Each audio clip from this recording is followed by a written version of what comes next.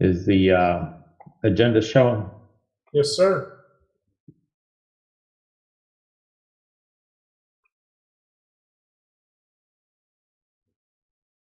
All right. So I will call to order the June 24th, 2022 Caroline County Broadband Advisory Committee meeting. David Sadler is presenting the agenda. Do we have any amendments to this agenda? I know he sent it out earlier today. Are there any changes that we need to make to this? All right. If not, we'll go ahead and move forward in the agenda. Underneath the reports, we don't need to dispense reading of the minutes anymore since we voted on that last time, correct, David? I would think not. Okay. I didn't know whether we had to do it each and every time. So we will move straight into old business. Can you give us an update on the railroad crossings? So all the final paperwork has been submitted to the railroad, CSX, and it's now in review, which can take up to 100 days. It's been in review probably about 45 days or so. So we don't expect to hear anything probably for another month or so. But as soon as I get an update, I'll be sure to let everybody on the committee know, and we'll discuss it at a meeting. So anybody that might be watching this exciting live stream would not miss that information as well. Okay. Any questions on that? If not, we will jump down to number 2, which is the update on the Vatti 2021. All right, so update on Vatti 2021. The construction is going extremely well. So far, they have done all but about a mile of underground installation is now complete. They still are missing some manhole covers and pedestals throughout the project area, but they expect them to be in within the next couple of weeks. And that delay will not delay completion of the project.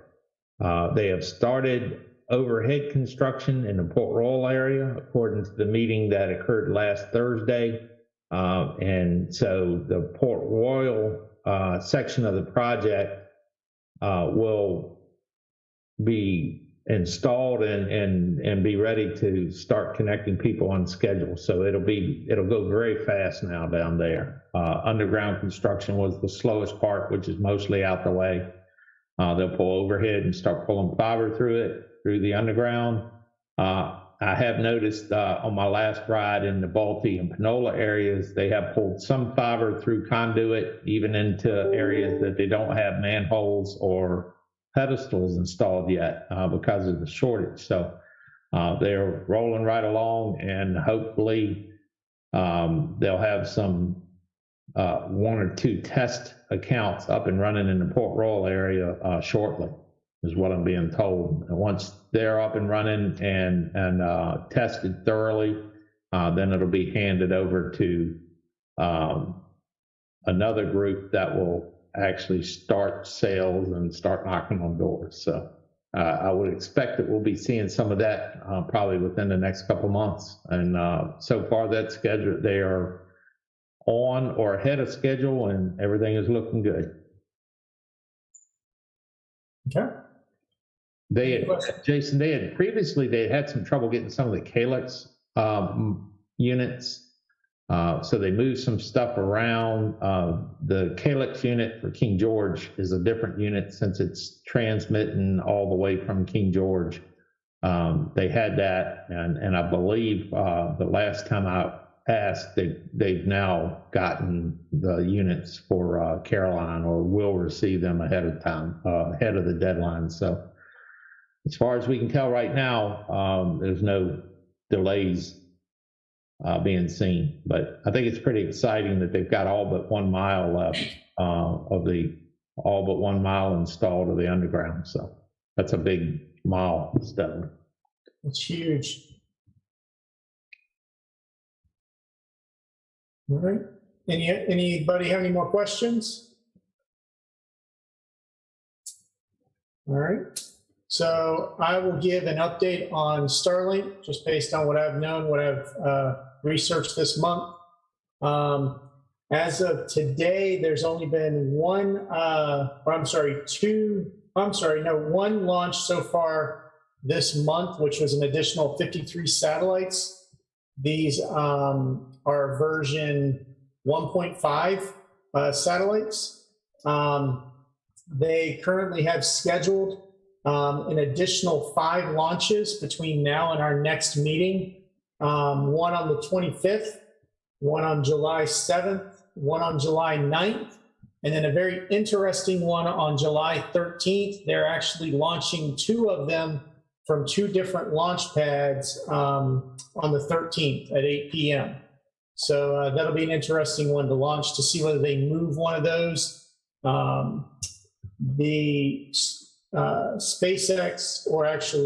SpaceX just got approval on one of their big milestones for their Falcon Heavy, which will be used to deploy their new Starlink satellites that they have up there, or that they are looking to put in orbit.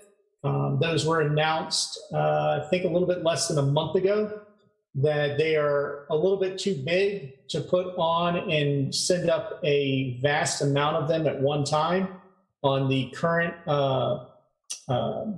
system that they have. So they are looking to use Starship for that, which is their newest and largest rocket-based system. If that launches, these new the new satellites are actually bigger. And they actually allow more throughput on them because they will be laser connected between the 2. So they have shown during some of the videos that Elon Musk and the company has done, where they're able to get 350 to 400 megs throughput through these satellites. So that'll be interesting if that happens.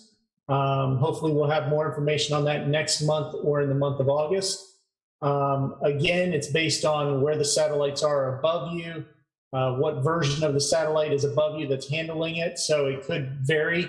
Your speeds will vary based on as satellites are coming in and out of view of your dish. Currently in Caroline County, there is no active cell that is available for immediate satellite dish order. If you go out to starlink.com, you can, on the top left-hand corner, click on the little map icon or the location icon, and you can keep an eye on that map.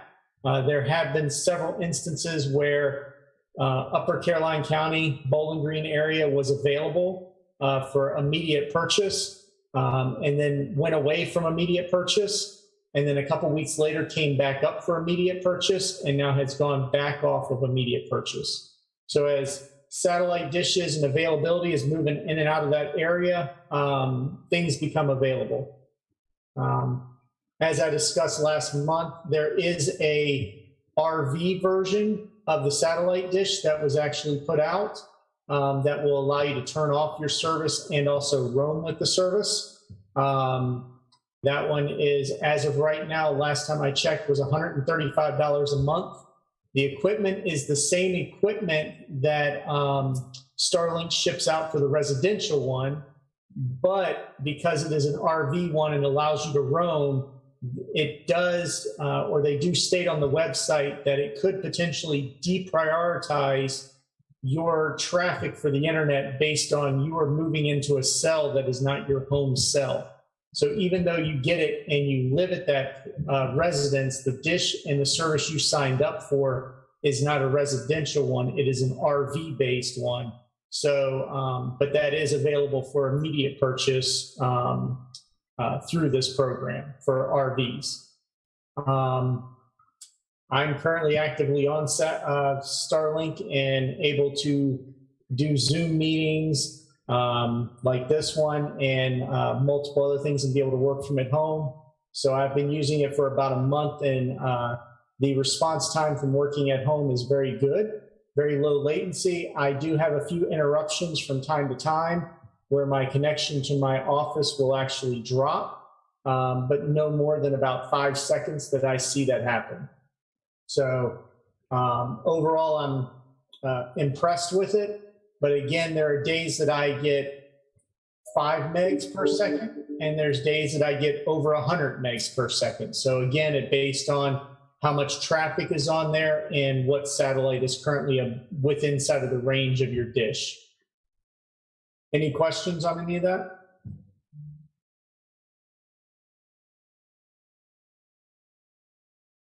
All right, I think we might actually set a record tonight for the meeting.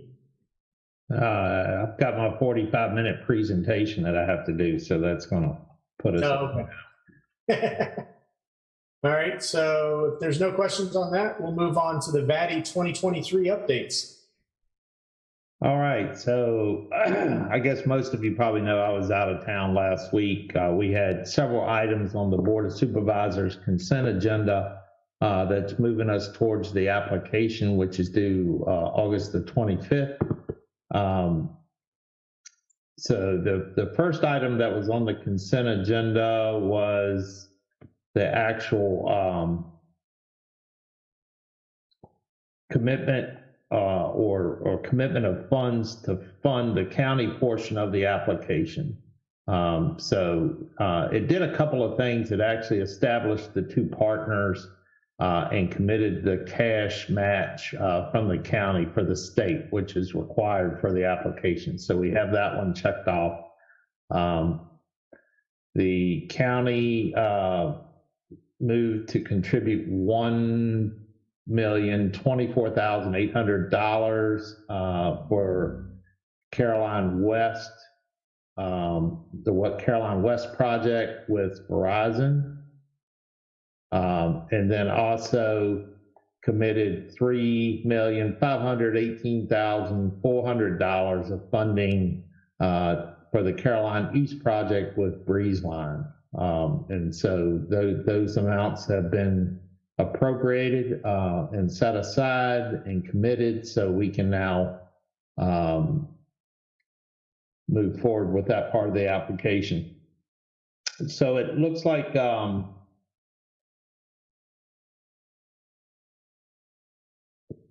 of these numbers, just going down the list, it would be about a 13% increase, 13% contribution for Caroline County on one of the projects with Verizon committing about 60%, and a 30% match from Vatti. So the numbers are looking really strong there. We're looking at, let's scroll on down here.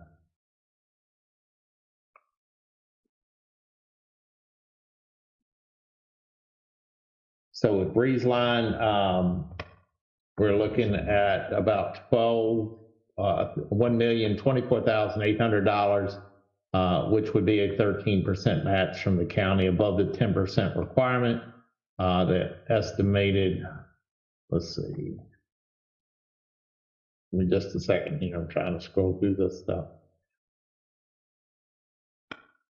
So both contributions end up being like 12 to 14% for county contributions, with both providers kicking in a much larger portion than we saw last year.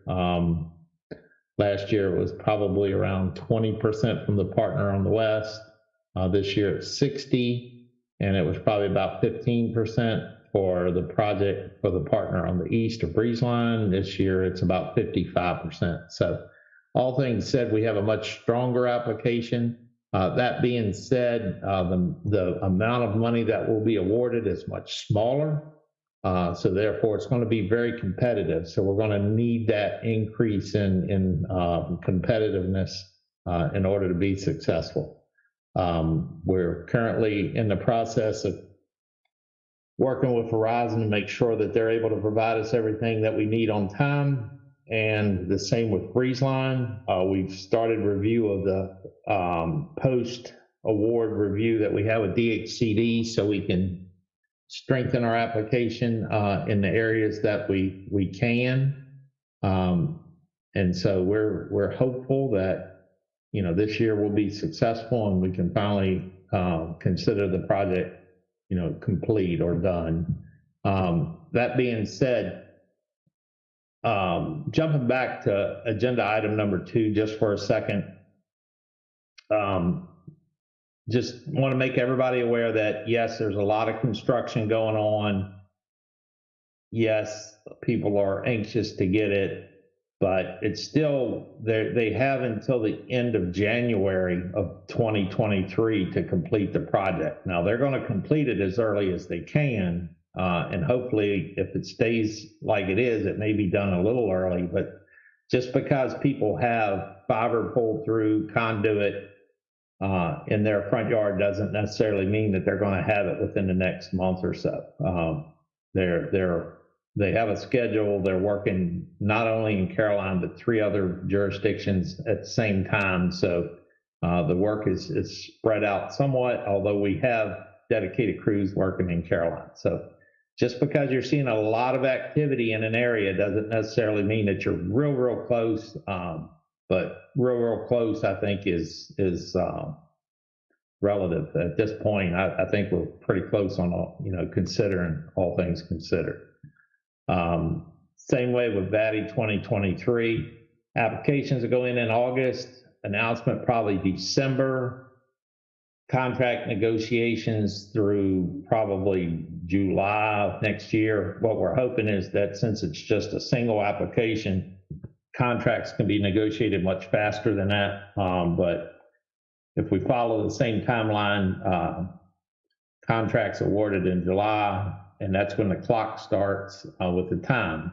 Now, there's been some misinformation given out. Both projects would not necessarily be an 18-month project. Verizon would be an 18-month project, but due to the size and scope of the Breeze Line project, we'd be looking at probably 3 years. Seems like a long time, but I can tell you the time from Vatti 2021 award to where we're at now passed fairly quick. So that's why we continue to look and we continue to monitor Starlink as a kind of a stopgap measure. You know, and we'll continue to search for that, you know, other means to fill in the gap until the construction is complete. But other than that, that's where we're at with Vatti 2023.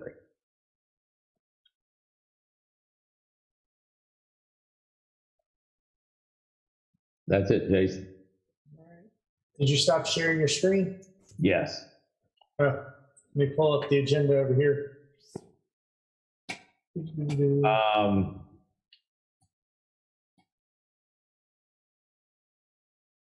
So, go ahead.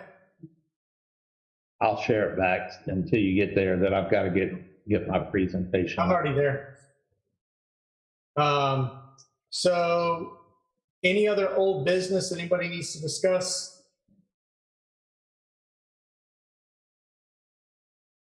All right. So we'll move over to new business, and I know, David, you had a small presentation that we wanted to give on the Affordable Connectivity Program.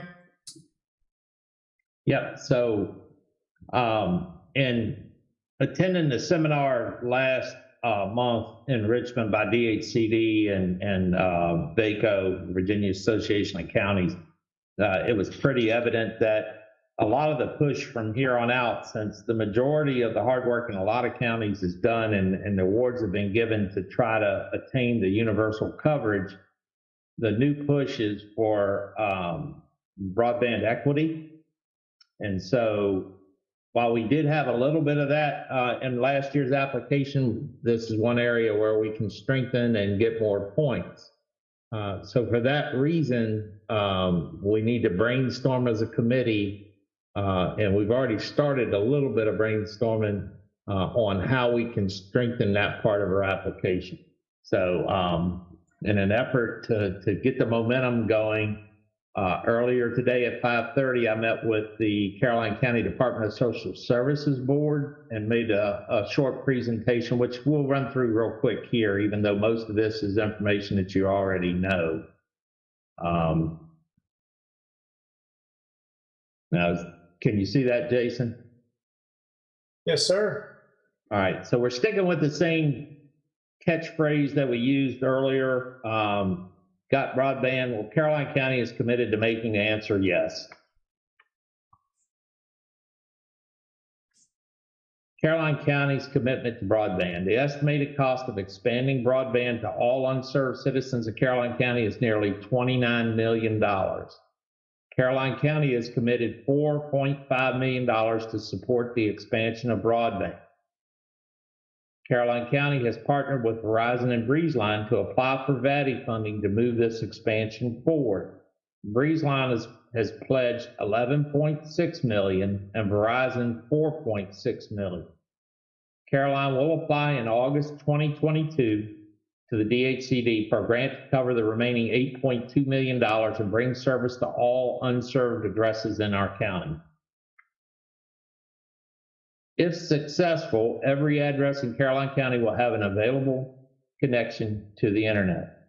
Caroline County is committed to broadband equity, and we need your help to get the word out. Now, this presentation was made to the Caroline County Social Services Board, but it applies to everybody here. So as you're out in the community or at your churches and talking, this information, we need to try to get the word out any way that we can. So that's why I thought it would be helpful to make it tonight. So it'll be on YouTube, and maybe a few people can pick that up as well. The Affordable Connectivity Program is a program that is being administered by the FCC. Apparently, it's a more permanent solution than the Emergency Broadband Benefit, the EBB program that was kicked off right after COVID hit. This program the intention is to have it around for a while. So for that reason, we need to try to get the word out. This program provides up to $30 a month assistance to qualified persons to assist with the cost of internet coverage. Currently, all three major providers in Caroline, Verizon with Fios to the north, BreezeLine with their internet to the east, and Comcast to the west, offer services for qualifying customers at or below the $30 per month. Wireless providers, such as Verizon, for example, with their whole house internet service, also participate. So it's important to note that if you're currently paying and you qualify, you may be able to get these discounts. Now, the catch is that you have to have service available to you. So, for example, if you lived in an area to the west that will be hopefully eventually covered by Verizon, and you call and Verizon right now and say, hey, I qualified, can I get service? It's not available to you yet, but we need to start getting the word out because there are a lot of areas in the county, for example, in Comcast area, where this service may help people right now. So if the service is available to them for Comcast and they cannot, afford to connect, this service will help them pay the cost of connecting. And just keep in mind that Comcast does offer a package that is covered by this. So basically free internet, free installation, and free equipment if you qualify. So it is a service that will help, some families in need get connected to the internet. They have to live in an area that's currently has internet available to participate.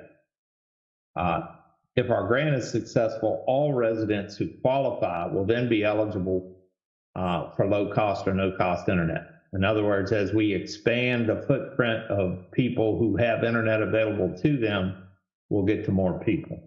But we need to start promoting this as early as we can. So who qualifies? Well, you can qualify by income, or you can qualify by participation in other assistance programs. Proof of income or participation in the other programs may be required in order to qualify. If you qualify by income, it's 200% of the poverty rate which based on the size of the household size, you see the numbers there. But so that's if you qualify by income. You can also qualify by participation in one of the following programs: SNAP, Medicaid, WIC, Social Security income, federal public housing assistance, veteran pensions and survivor benefits, free or reduced price lunch programs or school breakfast programs, including the U.S. Department of Agriculture Community Eligibility Provision schools. Or you received a federal Pell Grant in the current award year.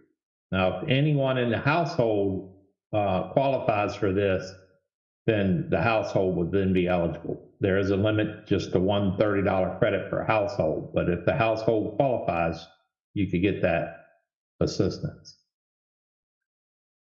So how can you help? Well, our agency as the Broadband Advisory Committee can assist us by getting the word out to people who qualify.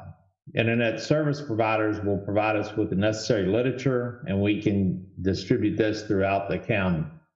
Caroline County also will be hosting events to help persons pre-qualify and to help us. As we come up with those dates and times for those events, we will need to really talk it up as a group to as much of the community as we can. And then also you can use your contacts with other agencies to help spread the word through churches or other social programs or assistance agencies. We need to get the word out to as many people as we can. And then, of course, for the social services, if they familiarize their employees with the program so they can help spread the word as well. First step, if you go to www.affordableconnectivity.gov, that's where you can get pre-qualified. Once you're pre-qualified, you'll be provided with a number. You then call the service provider that's available to you and provide them with that number, and they'll get you set up for the installation and the service. It's pretty simple. But the main thing is if we can get the word out, get as many people qualified or pre-qualified as possible, the program can be a major help. We hear a lot of, when you're talking about internet, there's basically two complaints that you hear quite a bit. One is, my internet's down.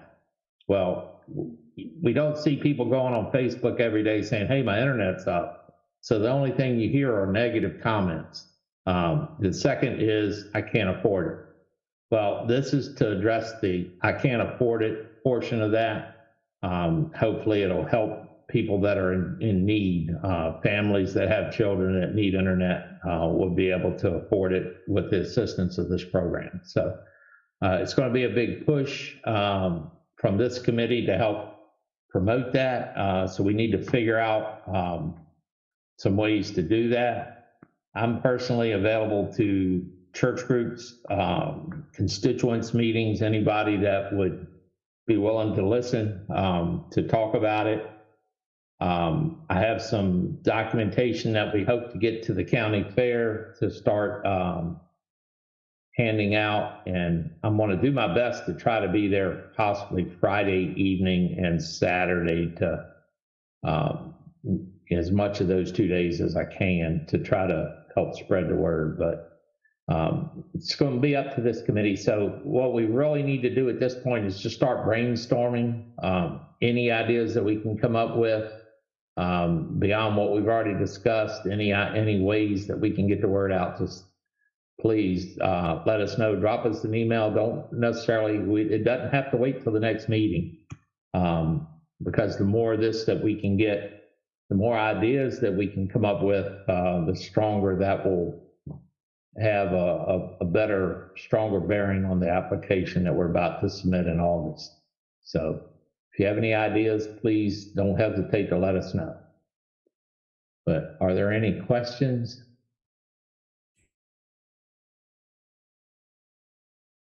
If not, Jason, that does it for me. No, that was a good presentation. Thank you for doing that and putting it together, David. I would like to thank Jason Jacobus too, for being at the meeting to help us get the consent agenda across the finish line, ahead of, and avoid a delay that would have made it very difficult to do the application. So. Yeah, I'll echo that. I think it was good to have Jason up there to help represent the committee and get that in there. So it was definitely good to have. So he's on vacation this week, much needed vacation also. So, all right. Any other new business? If not, we'll move down to our next meeting time. I was just looking at the calendar, and it looks like it's going to be, just disappeared on me here. July 11th.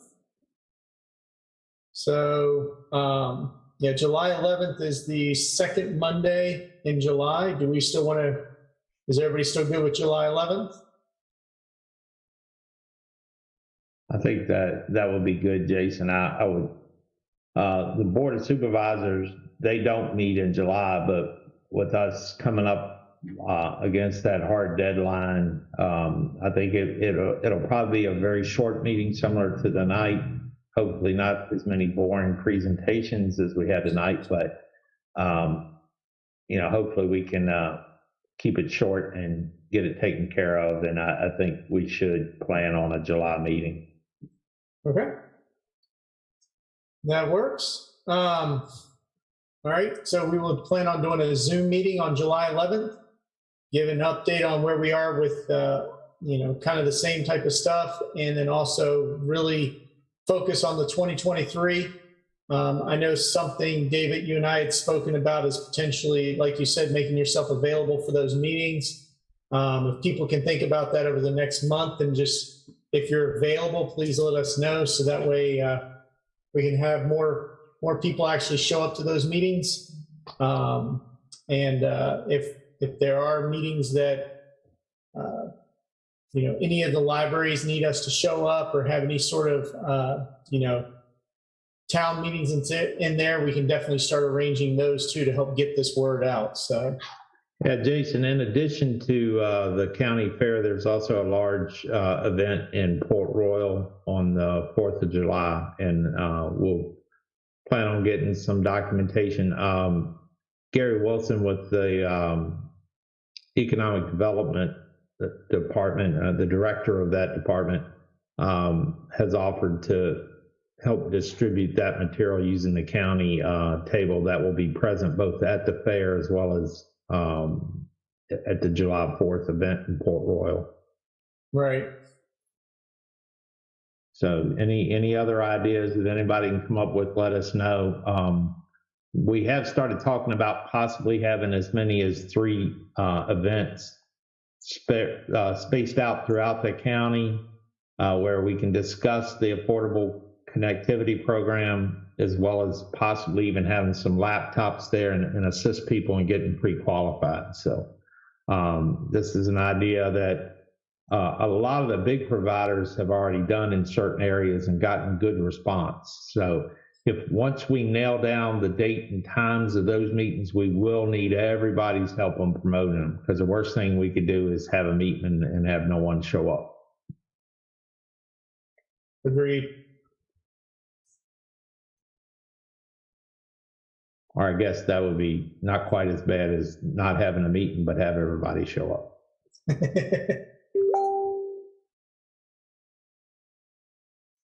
All right. Well, if there's nothing else to discuss, then we will, I guess, go ahead and adjourn for the night. And thank you guys for all your hard work. We're almost there. Thank you, sir. Thanks, everybody, for your time.